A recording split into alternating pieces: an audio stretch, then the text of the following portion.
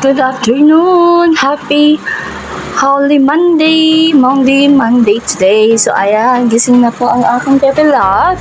Habang ako ay naglilinis, bigla siya nagising. So binigyan ko siya ng dede!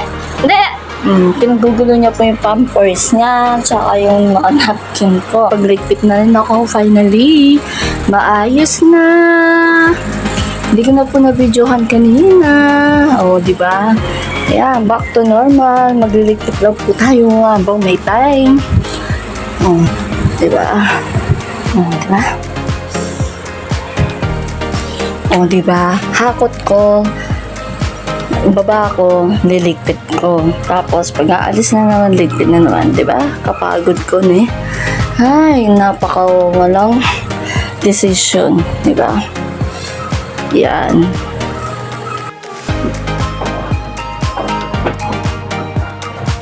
Yung mga gamit tapos yung mga gamit ko, gamit sa pagsara, ito na yung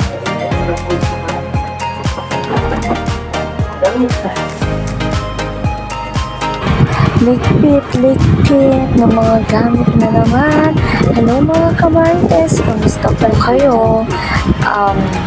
For today's video, magliligpit ng mga nakot na gamit galing sa aking apartment. Ayan, nilagay ko lang lahat sa may small room, sa kids room, kumbaga.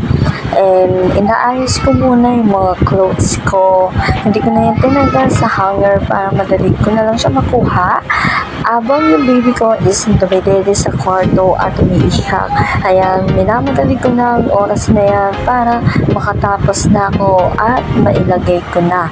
And ayan nga, nilalagay ko sa kabilang kwarto para maisabit ko at maiayos na itong kwarto na ito para hindi na magulo sa mata.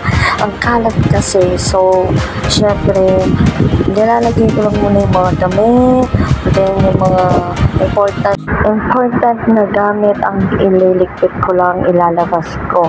Then yung mga iba ng mga pang display, mga pang kusina is itatabi ko lang, lalagay ko sa box para if ever na makapag-decide ako ulit na umalis, ready to go na, diba? Para mabilis lang at hindi na ako magligpit-ligpit ulit.